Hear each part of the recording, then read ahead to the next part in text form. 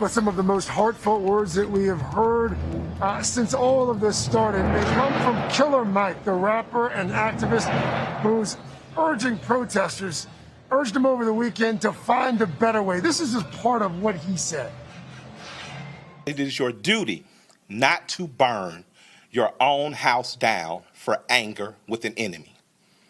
It is your duty to fortify your own house so that you may be a house of refuge in times of organization. And now is the time to plot, plan, strategize, organize, and mobilize.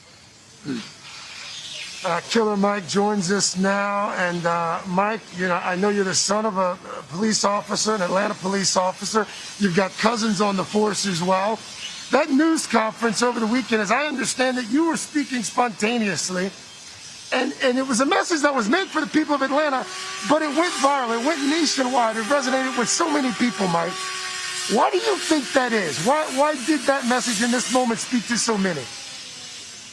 I think that I acknowledged, since I was talking to Atlanta, I acknowledged the fact, and my father didn't go all the way through retirement. He was police force when I was a child, and I'm a young man, and I'd like to say I was an activist even before I was a rapper. I've been organizing since I was 15 and now am more of a mobilizer. I think that it hit home because it spoke to black people in Atlanta and beyond from a true place.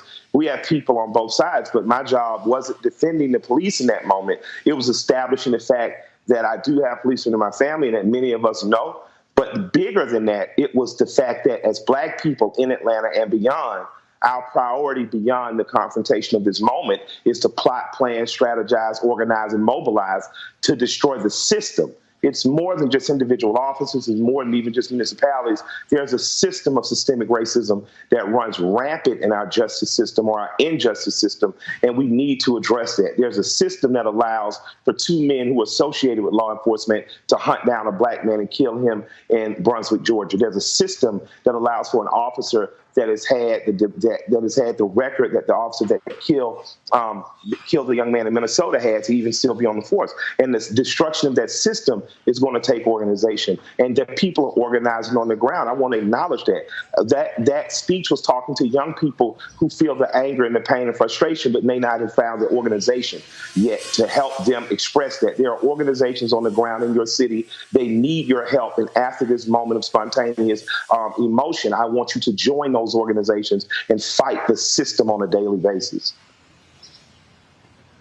Hey, Mike, really quickly here, you said something. I want to encourage everyone to go back and look at that speech in its entirety. You said you woke up mad as hell and you wanted to see the world burn down. And we've seen a lot of burning over the last few days.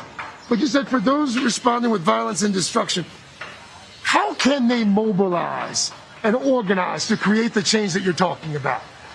There are organizations, Next Level Boys Academy in Atlanta, Paul Kids. There's a Florida Restoration Coalition that's got 900,000 former felons their rights to vote and other rights back. You have the Movement for Black Lives, Live Free. You have organizations, Black Rights Now. You have organizations now that are doing this work.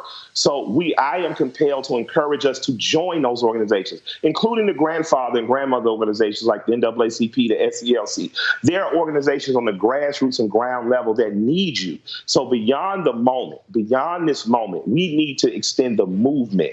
We are a part of an over 100-year campaign to have our human rights and our workers' rights recognized, to not be victims of a system. And we have to see ourselves as continuing an ongoing movement and not just victims responding. We are not victims. We are organizers. I don't care if you're a 17-year-old kid or a 12-year-old kid that's outraged. Get 10 of your friends and figure out on a local level which organization needs your help. Join that organization and fight on a local level. Fight like hell. Killer Mike, thank you.